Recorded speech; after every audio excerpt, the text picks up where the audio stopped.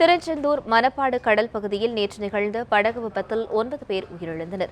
இந்த சம்பவத்தில் காணாமல் போனவர்களை தேடும் பணி 2வது நாளாக நடைபெற்று வருகிறது. கடற்படையின் உதவியுடன் கடலோர காவல்படையினர் தேடுதல் பணியில் ஈடுபட்டுள்ளனர். இதுகுறித்து நமது செய்தியாளர் சுடலைக்குமாரிடம் கூடுதல் தகவல்களை கேட்கலாம். சுடலைக்குமார், மணப்பாடு பகுதியில் மாயமானவர்களை தேடும் பணி இன்று எப்படி நடந்து வருகிறது? அது குறித்து சொல்லுங்கள்.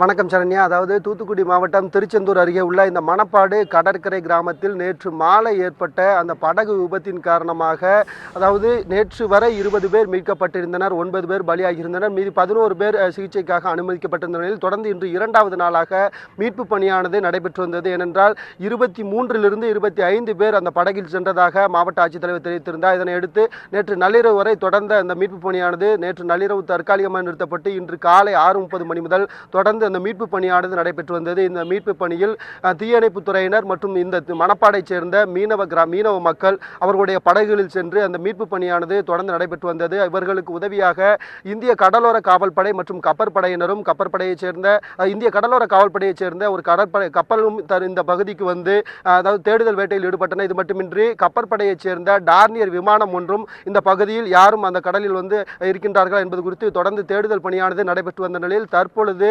12 வயது சிறுமி ஒன்று மீட்கப்பட்டுள்ளார். குறிப்பாக படுக்கப்பத்தைச் சேர்ந்த உஷாராணி என்பவருடைய அந்த குழந்தை என்று கூறப்படுகிறது. இந்த குழந்தை பெயர் அபிநயா என்றும் தகவல்கள் வெளியாகியுள்ளது. இதில் இருந்து அதிகாரப்பூர்வமாக எந்தவித தகவலும் வெளியிடப்படவில்லை.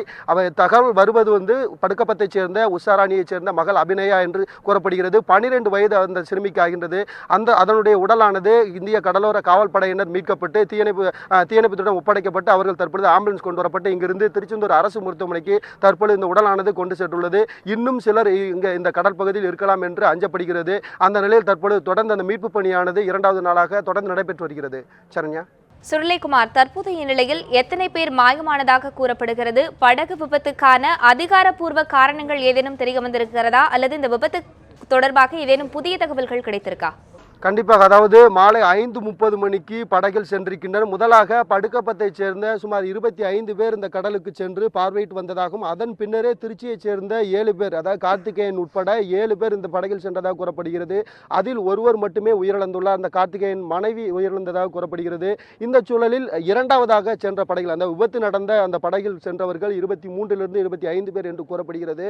தொடர்ந்து அவர்களை தேடும் பணியில் தான் ஈடுபட்டுள்ளனர். ஏனென்றால் 20 பேர் மீட்கப்பட்டிருந்தனர். தற்பொழுது இன்று 21 பேர் மீட்கப்பட்டதாக தகவல் வெளியாகியுள்ளது. இதில் 10 பேர் உயிரிழந்த 9 10ஆக பலி எண்ணிக்கை உயர்ந்துள்ளது.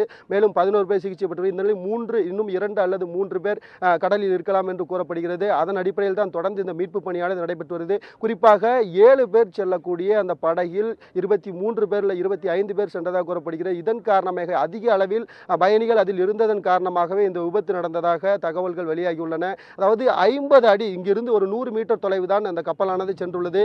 இதன் காரணமாகத்தான் 11 பேர் மீட்கப்பட்டனர் உயிருடன். இன்னும் கொஞ்சம் ஆழமான பகுதிக்கு சென்றிருந்தால் மீட்க முடியாது.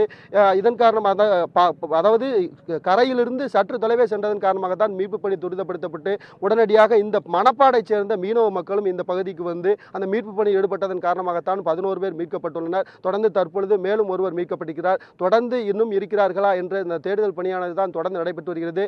மேலும் அங்கு உள்ளே சென்றவர்களுக்கு உரிய பாதுகாப்பு கவசம் அதாவது லைஃப் ஜாக்கெட் என்று சொல்லக்கூடிய அந்த உயிர்கவசமும் அவர்களுக்கு அணியப்படவில்லை. முறையான அனுமதி இன்றிதான் இந்த படகானது நேற்று சென்றதன் காரணமாகத்தான் இந்த விபத்து ஏற்பட்டுள்ளது. இது தொடர்பாக இந்த மணப்பாடைச் சேர்ந்த செல்வம் என்பவர் மற்றும் அந்த படகை ஓட்டிச் சென்றவர் 2 பேர் மீது காவல்துறையினர் அடையாளம் கண்டிருந்ததாகவும் அவர்களை கைது செய்வதற்கான நடவடிக்கைகள் எடுக்கப்பட்டிருந்ததாகவும் மாவட்ட காவல்துறை சார்பில் தெரிவிக்கப்பட்டுள்ளது. இதுவரை வழக்கு பதிவு என்றும் செய்ததாக தகவல்கள் வெளியாகவில்லை. தொடர்ந்து அந்த மீதமுள்ளவர்களை தேடும் பணிதான் தொடர்ந்து மீனவர்களும் தீயணைப்புத் துறையினரும் கடலோர காவல்படையினர் மற்றும் கப்பற்படையினரும் தொடர்ந்து இந்த தேடுதல் பணியானது இன்னும் நடைபெற்று வருகிறது.